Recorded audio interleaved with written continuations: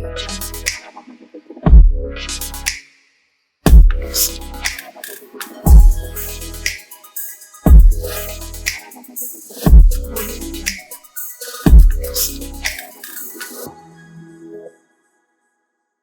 And welcome to TradeGenius. This is Nareer, founder of TradeGenius. இன்னைக்கு நம்ம என்ன பார்க்க போறோம்னா பேங்க் நிஃப்டியோடைய மார்க்கெட் அப்டேட்ஸ் தான் பார்க்க போகிறோம். இப்போ கரண்ட் மார்க்கெட் சிச்சுவேஷன் என்ன நடக்கலாம், ஸோ நம்ம சொன்னது நடந்திருக்கா நடக்கலையா அப்படிங்கிறது தான் இந்த மார்க்கெட்டில் அப்டேட்டில் வந்து நம்ம பார்க்க போகிறோம்.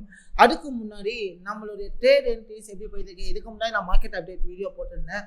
ஸோ அதில் என்னென்ன நடந்திருக்கு, ட்ரேட் என்ட்ரிஸ் எப்படி போயிருக்கு அப்படிங்கிறத நம்ம ஃபஸ்ட்டு பார்த்துவோம். ஸோ ஆக்சுவலி பார்த்தீங்கன்னா நேற்று நம்ம ட்ரேடெஜெனியஸ் ஃபேமிலியில் வந்து பேட்ச் ஸ்டூடெண்ட்ஸ் கிளாஸ் இருக்கும்போது நேற்று வந்து ஹீரோ USDயில் ஒரு ஆர்டர் போட்டிருந்தோம். So it's well by perfect well சூப்பராக மார்க்கெட் வந்து போயிட்டு இருக்கு. ஸோ என்ன as the predicted, so market என்ன ஆகும்னு சொல்லிடணுமோ அந்த ப்ரெடிக்ஷன் படி ஆல்மோஸ்ட் 1:1 டார்கெட் இட்டு. ஸோ 1:1 டார்கெட் இட்டோன்னே நம்ம ஸ்டூடெண்ட்ஸ் என்ன பண்ணுவாங்க அப்படின்னு பார்த்தீங்கன்னா டார்கெட்டை வந்து ஸ்டாப்லாஸை வந்து என்ட்ரிக்கு மூவ் பண்ணிட்டு பிரேக்கவரில் மூவ் ஆன் பண்ணிட்டு இருப்பாங்க. ப்ளஸ் ஸ்கால்ப் என்ட்ரி போட்டோம், ஸ்கால்ப் என்ட்ரியோட ஃபுல் டார்கெட்டுமே ஹிட் ஆயிடுச்சு. ஸோ நேற்று 2 என்ட்ரி எடுத்துருந்தோம். ஸோ ஹீரோ USDலே அதுவுமே சூப்பராக போயிடுச்சு.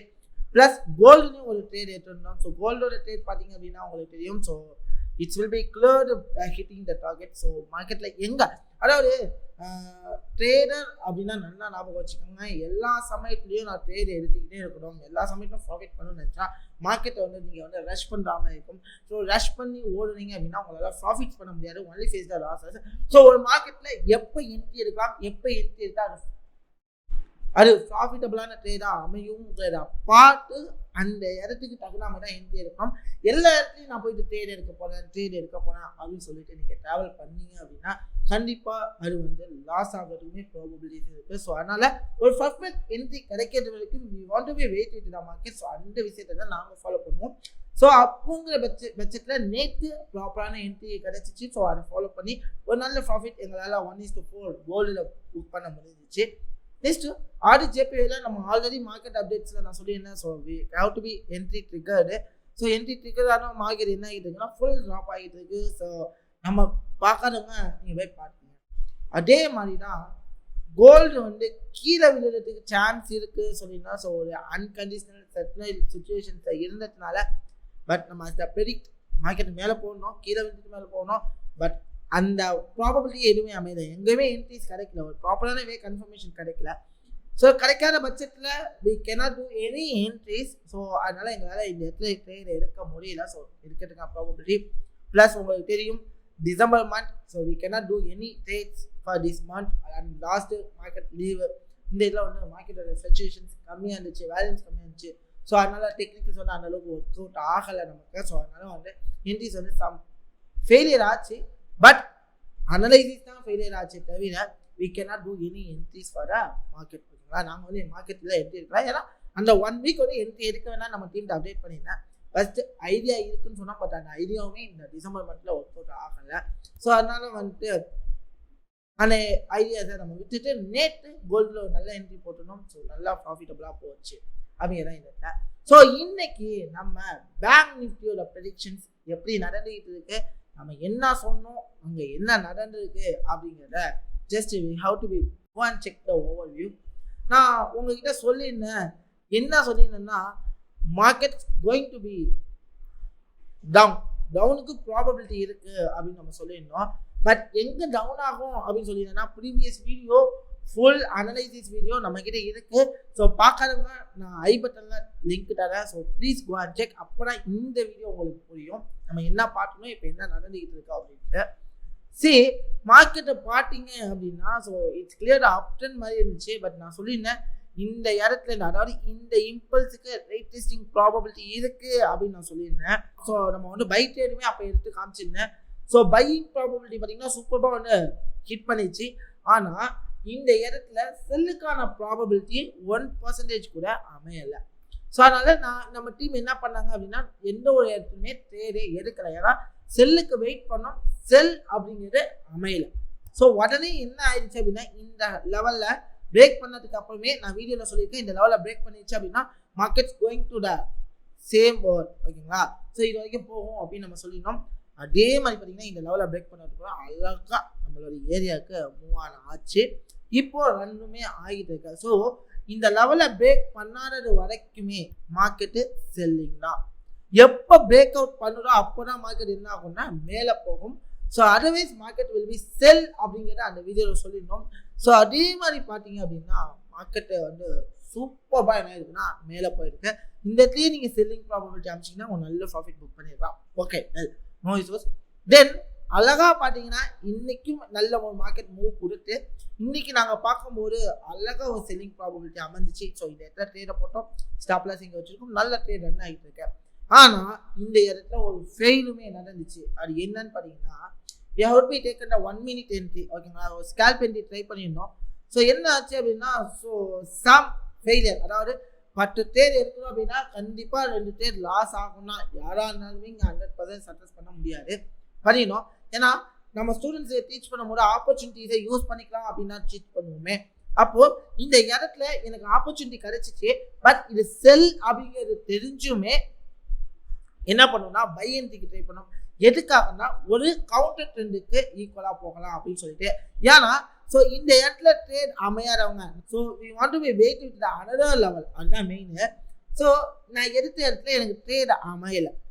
ஓகேங்களா, ஸோ நான் எனக்கு ட்ரேட் அமைஞ்சாமே எல்லாருக்குமே ட்ரேட் அமைஞ்சிக்காது. நான் என்ன சொன்னேன், இதுக்கப்புறம் நீங்கள் ட்ரேட் இருக்காருன்னா செல் என்ட்ரி போகணும்னா இதுக்கப்புறம் இங்கே தான் நீங்கள் செல் என்ட்ரி போகணும் அப்படின்னு நம்ம டீச் பண்ணியிருந்தோம். ஸோ அப்போது எனக்கு இந்த இடத்துல பார்த்தீங்க அப்படின்னா இந்த இடத்துல எனக்கு ஒரு பிரேக்கிங், ஒரு ட்ரெண்ட் பிரேக்கிங் கன்ஃபர்மேஷன் கிடைச்சிச்சு, ஸ்ட்ரெச்சர் பிரேக் அவுட் கிடைச்சிச்சு. பட் ஸ்ட்ரெச்சர் பிரேக் ஆகும்னு சொல்லிட்டு ஒரு ரீடெஸ்டிங் மார்க்கெட் மேலே போகலாங்கிறத ப்ரெடிக்ட் பண்ணி வச்சிருந்தோம். அதே மாதிரி ரீடெஸ்டிங் ஆகி கொஞ்சம் தூரம் மேலே போயிட்டு அன்ஃபார்ச்சுனேட்லி மார்க்கெட்டோட லிக்விடிட்டினால கீழே விழுந்துச்சு. அதான் சொல்லல 10 ட்ரேட்ல 2 ட்ரேட் இந்த மாதிரி ஃபெயிலியர் ஆகணும். But we have to be overcome. பாருங்க, 3 ட்ரேட் நான் சக்ஸஸ் ஆகிருக்கேன், ஒரு ட்ரேட் ஃபெயிலியர் ஆச்சு. இந்த ஃபெயிலியர் வச்சு போகக்கூடாது. ஏன்னா ஃபெயிலியர் அப்படிங்கிறது ஒரே ஒரு விஷயம் தான். ரிஸ்க் மேனேஜ்மெண்ட் நம்ம தெளிவாக இருந்தோம் அப்படின்னா இந்த ஃபெயிலியர் ஒரு மேட்டரே கிடையாது. இங்கே 100% ப்ராஃபிட் பண்ணு யாராலுமே சொல்ல முடியாது. ஓகேங்களா, அப்போது இந்த ட்ரேட் எனக்கு ஃபெயிலியர் ஆச்சு, பட் அதையும் நான் ஓவர் கம் பண்ணி இந்த மேஜருக்கு நான் ஈக்குவலாக போயிட்டு இருக்கேன். அதுதான் உண்மை. ஸோ அப்போது நம்ம எப்படி ட்ரேட் பண்ண போகிறோம், எந்த இடத்துல ட்ரேட் பண்ண போகிறோங்கிறத தெளிவாக இருந்து நம்ம ட்ரேட் பண்ணாலே போதுமானது. பட் அஸ் எ பிகினிங் ஸ்டேஜில் இந்த மாதிரி ஒரு கவுண்டர் ட்ரெண்டுக்கு ஈக்குவலாக ட்ரேட் பண்ணாமல் இருக்கிறதே நல்லது.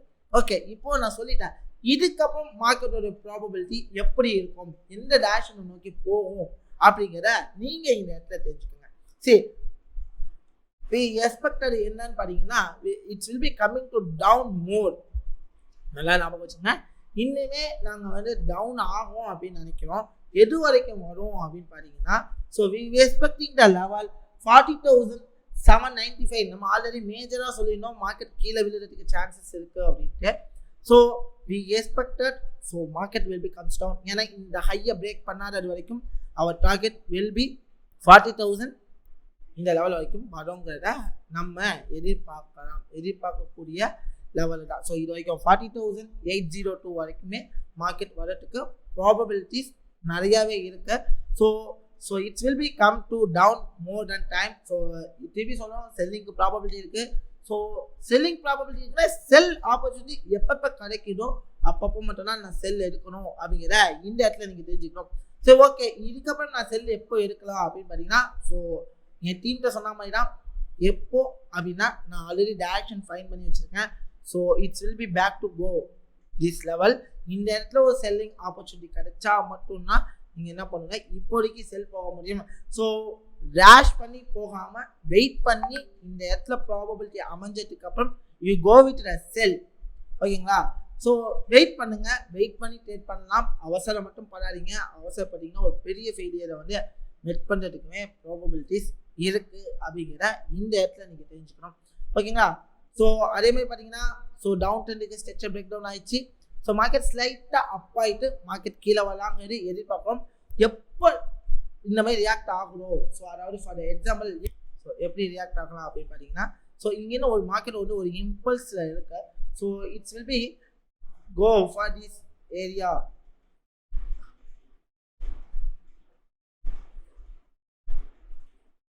அதாவது எப்படி நடக்கணும்னு பார்த்தீங்கன்னா இந்த இடத்துலேருந்து ஒரு மார்க்கெட் ஸ்லைட்டாக அப் ஆகிட்டு இந்த லெவலில் பிரேக் பண்ணாமையும் கீழே வரலாம். அப்படி இல்லை அப்படின்னா இந்த மாதிரி நடக்கலாம். இந்த மாதிரி கீழே வரதுக்கும் சான்சஸ் நிறையா இருக்குது. ஸோ வெயிட் பண்ணி ட்ரேட் என்ட்ரியை பண்ணுங்க. அதாவது ட்ரெண்டுக்கு எகென்ஸ்டாக போகாதீங்க.